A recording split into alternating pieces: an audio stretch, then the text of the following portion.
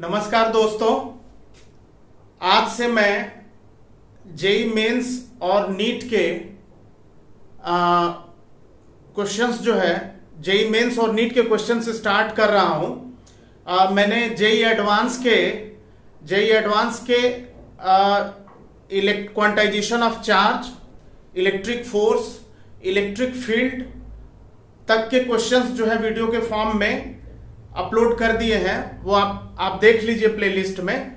अब जितने पोर्शन पे मैंने जेई एडवांस के वीडियो बनाए हैं उन्हीं पोर्शंस पे जेई मेंस और नीट के क्वेश्चंस मैं अपलोड करूंगा और फिर उसके आगे इलेक्ट्रिक फ्लक्स, डायपोल वगैरह के एडवांस के क्वेश्चन और जेई मेंस के क्वेश्चन आपको मिलते रहेंगे।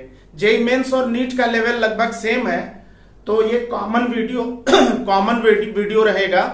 तो इसमें आज के इस वीडियो में मैं जेई मेंस और नीट के क्वेश्चंस कराऊंगा और इलेक्ट्रिक फोर्स से मैं शुरू कर रहा हूं, कूलम्ब्स लॉ से शुरू कर रहा हूं।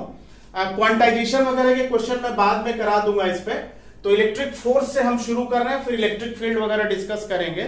तो इसमें सबसे पहले तो हम इलेक्ट्रिक फोर्स से रिलेटेड कूलम्ब्स लॉ के बारे में आपको बताते हैं कि अगर दो चार्जेस Q1 और Q2 r सेपरेशन पे हैं, एयर या वैक्यूम है, तो उस पर्टिकुलर केस में कूलम्ब्स लॉ है F is equal to small k modulus of Q1 Q2 by r square. K को कहते हैं, स्मॉल k को कहते हैं इलेक्ट्रोस्टैटिक कांस्टेंट। तो इलेक्ट्रोस्टैटिक कांस्टेंट जो है वो 1/4 पाई एप्सिलॉन होता है। एप्सिलॉन को हम कहते हैं एब्सोल्यूट परमिटिविटी।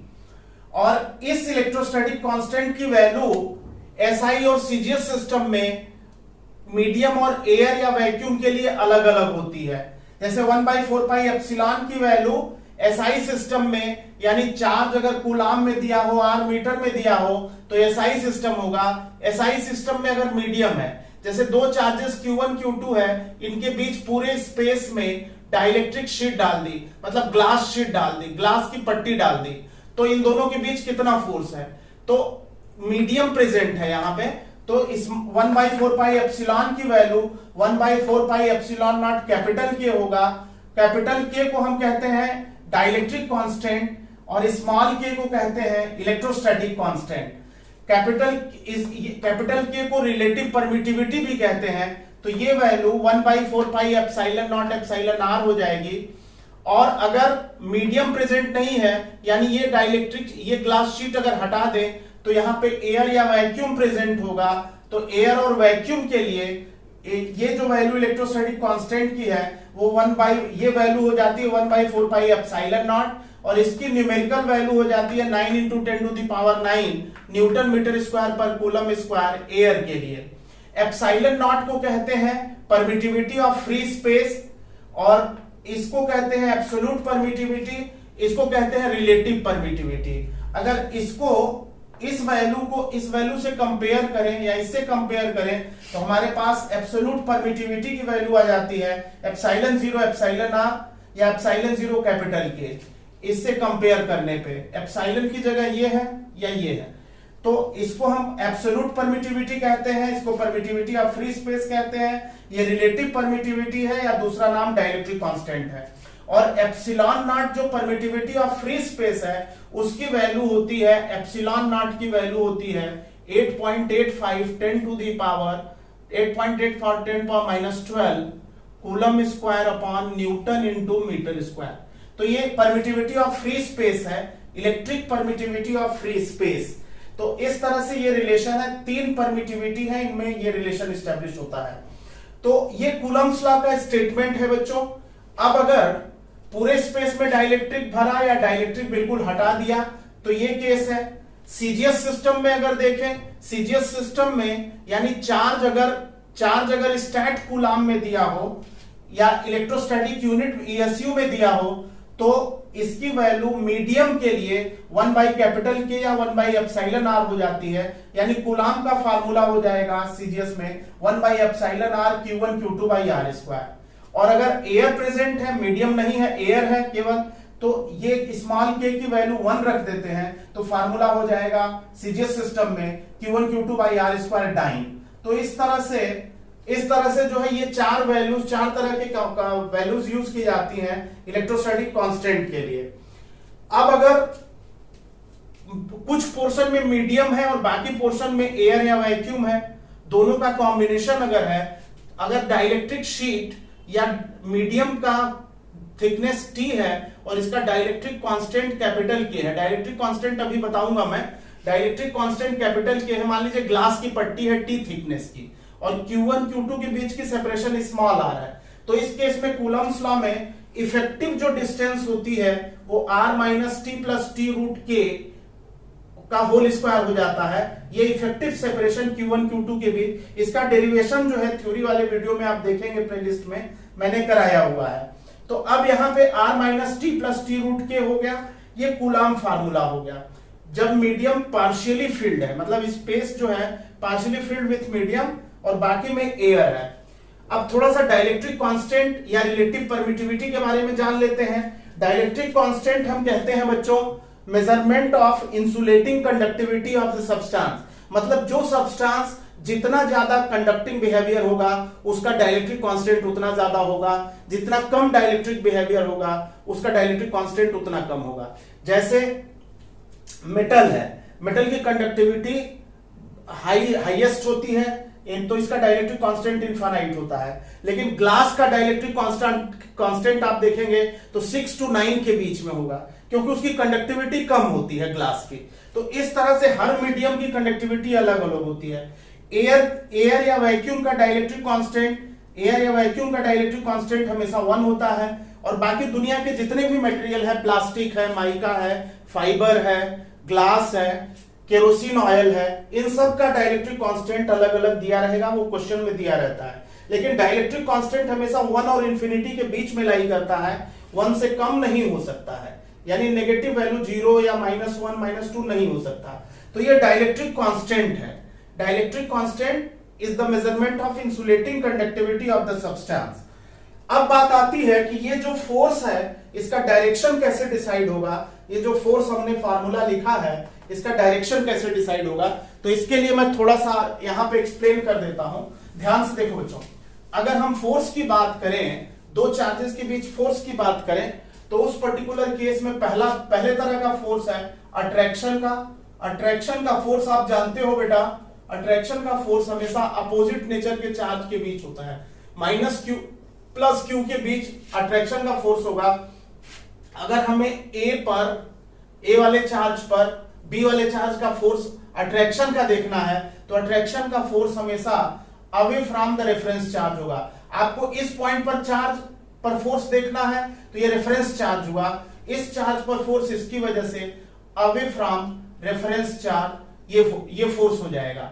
अगर हम इस वाले चार्ज पर पूछ रहे हैं what is force on B, यानी ये FAB होगा। अगर पूछे कि बी पर ए की वजह से कितना फोर्स है, तो ये रेफरेंस चार्ज हो गया away from reference charge FBA। इस तरह से ये फोर्स अट्रैक्शन का डिसाइड होता है। अट्रैक्शन का फोर्स हमेशा रेफरेंस चार्ज से अवे होता है। अगर हम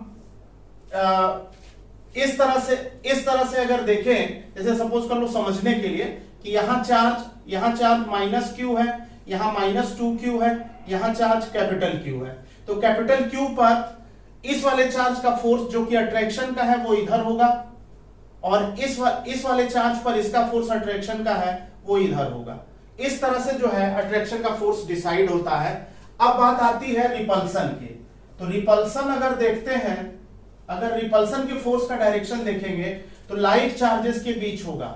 ये +q है, ये +q है, ये A है, ये B है। अगर आपको A वाले चार्ज पर B वाले चार्ज का फोर्स का डायरेक्शन निकालना है, तो जिस चार्ज पे निकालना है उसकी तरफ फोर्स होगा, यानी FAB इधर होगा। अगर आपको B पर A की वजह से निकालना है, तो इस चार्ज B की तरफ FBA जो होगा वो इस चार्ज पे आप इसका निकाल रहे हैं, तो जिस पर निकाल रहे हैं उसकी तरफ होगा, रेफरेंस चार्ज की तरफ। तो इस तरह से अट्रैक्शन और रिपल्सन का डायरेक्शन डिसाइड होता है।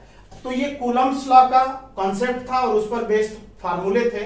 अब इसी पर पहला क्वेश्चन मैं लेता हूं जेईई मेंस और नीट लेवल का।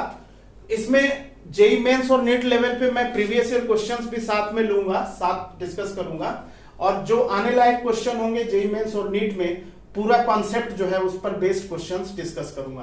ध्यान से देखो बच्चों, क्वेश्चन ये है कि दो चार्जेस हैं -4 माइक्रोकूलाम और 10 माइक्रोकूलाम, इनके बीच की सेपरेशन 10 सेंटीमीटर है।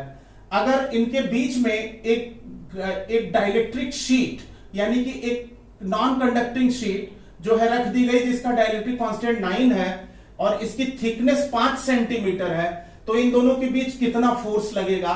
4 न्यूटन, 6 न्यूटन, 9 न्यूटन और ये 2 न्यूटन। तो ये 4 ऑप्शंस दिए हुए हैं।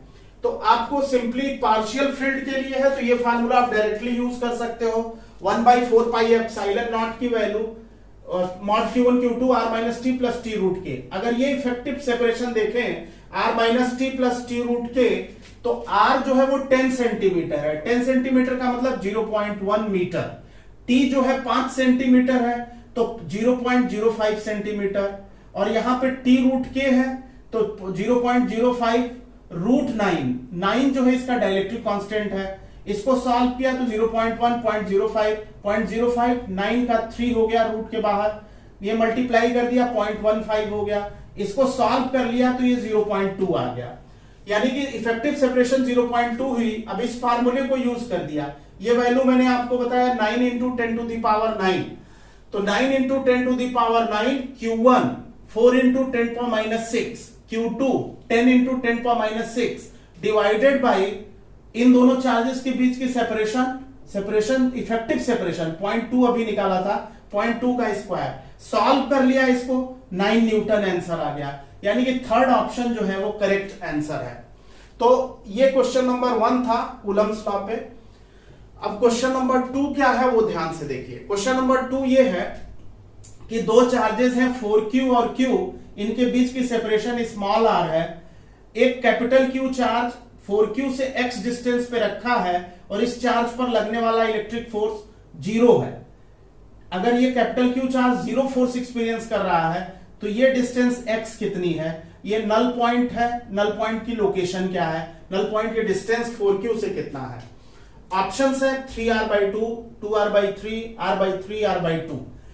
तो इसको आप ऐसे कर सकते हो बेटा, आप कैपिटल Q पर 4q का फोर्स जो रिपल्सन का फोर्स है, रिपल्सन का अगर आप फोर्स देख रहे हो कैपिटल Q पर 4q का, तो फोर्स रिपल्सन का F1 अगर हम लेते हैं तो F1 इसकी तरफ होगा, यानी इधर होगा, एरो ऐसे होगा, इसको हमने ऐसे ले लिया, इस डायरेक्शन में F1 है, ऐसे F1 ले लिया इस पॉइंट पे।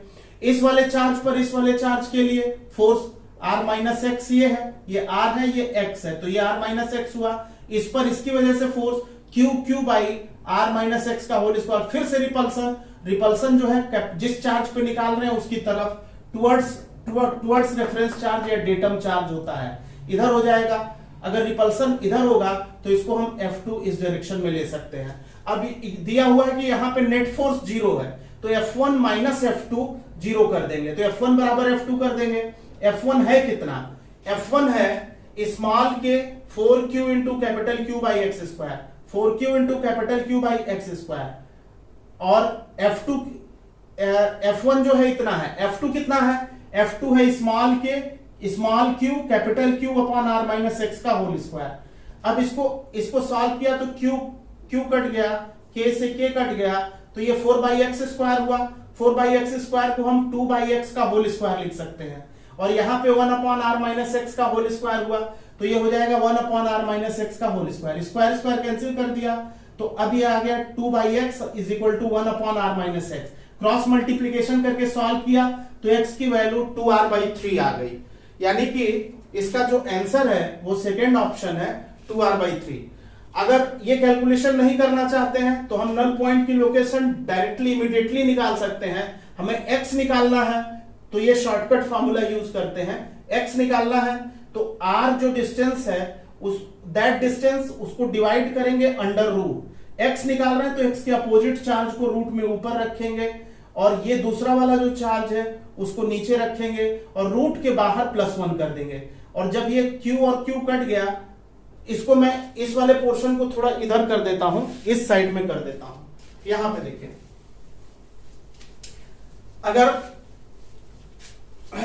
x हम एक शॉर्टकट की बात करते हैं यहां पे, ये तो इसका मेथड तो यही है लेकिन टाइम ज्यादा लगेगा, तो हम इस शॉर्टकट मेथड को यूज कर सकते हैं। 4q और Q है, यहाँ पे कैपिटल Q है, x की वैल्यू आपने अभी जो है x की वैल्यू पूछा गया है और इस पर लगने वाला फोर्स 0 है, तो ये डिस्टेंस r है। तो आप एक तो ये कि इस पर नेट फोर्स 0 कर दो जैसा बताया, तो x की वैल्यू आ जाएगी। और अगर आप डायरेक्टली निकालना चाहते हो कि x कितना है, तो x इज इक्वल टू जो सेपरेशन r है डिवाइडेड बाई x निकालना है, तो x के अपोजिट जितना चार्ज है उसका मॉड्यूलस प्लस q यहां रख देंगे, डिवाइडेड बाई दूसरा वाला जो चार्ज है 4q उसका मॉड्यूलस और रूट के बाहर 1। तो इस तरह से ये 2r/3 हो जाएगा। कहने का मतलब कि ये शॉर्टकट मेथड है। अगर मान लीजिए y आपको पूछे कि नल पॉइंट जो है इस वाले चार्ज से कितना दूर है, तो y आप लेंगे r divided by under root, y के अपोजिट जो चार्ज है रूट में ऊपर उसको लेंगे, इस वाले चार्ज को नीचे करेंगे +1, ये आ जाएगा r/3। यानी इससे r/3 डिस्टेंस पे, इससे 2r/3 डिस्टेंस पे नल पॉइंट लाई करेगा। तो ये जो है कूलम्ब्स लॉ के जे मेंस और नीट लेवल के बेसिक क्वेश्चंस हम लोगों ने डिस्कस किए कॉन्सेप्ट, और बाकी अदर वीडियोस इसके जो आएंगे उसमें आगे फिर हम कंटिन्यू करेंगे। जेई मेंस नीट का वीडियो एक होगा और एडवांस का वीडियो अलग होगा, अलग अलग प्लेलिस्ट बन जाएगी, आप उसमें देख सकते हैं। थैंक यू बच्चों।